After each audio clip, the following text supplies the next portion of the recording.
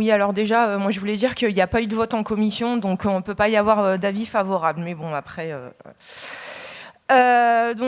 on prend les mêmes et on recommence. Voilà comment résumer le renouvellement sur la politique économique de la région Auvergne-Rhône-Alpes. Rien ne change sauf la structuration de l'offre pour que la région soit plus visible et puisse afficher son fameux logo de partout. Par contre, toujours aucune stratégie économique, rien sur le long terme, et cela dans la première région industrielle de France.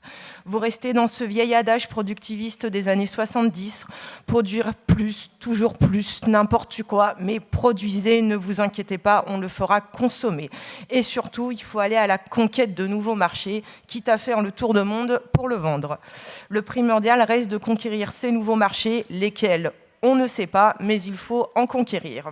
On poursuit aussi la politique de guichet sur les aides aux entreprises, sans aucun critère sur l'attribution des subventions, ni aucun bilan. Vous ne vérifiez pas si ces aides ont créé de l'emploi ou ont permis d'investir dans l'entreprise ou vont directement dans la poche des actionnaires.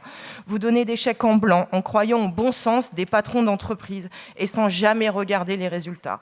Or, l'évolution de l'industrie dans notre région est en baisse chaque année. Les résultats ne sont donc pas satisfaisants. Des entreprises partent ou disparaissent, laissant les salariés sur le carreau et le savoir-faire industriel partir aux oubliettes. À l'image de Syntatrek, dans l'Isère, dans le secteur de l'automobile, dont l'entreprise est menacée de faillite à cause d'un patron voyou et de donneurs d'ordre, PSA et Renault, toujours les mêmes, qui du jour au lendemain arrêtent leurs commandes. Et que fait-on pour cela? Rien ou pas grand-chose.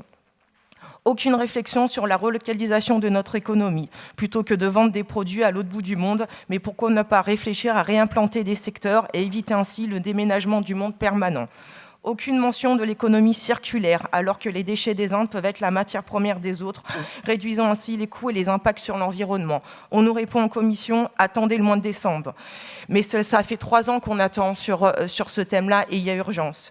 La réindustrialisation de nos territoires est nécessaire pour lutter contre le changement climatique. Le monde est en mutation, mais vous poursuivez dans cette logique folle du productivisme sans stratégie, sans orientation. Nous ne pouvons pas vous suivre sur cette vision passéiste qui ne fonctionne pas. Merci beaucoup. Monsieur Gibouin, vous avez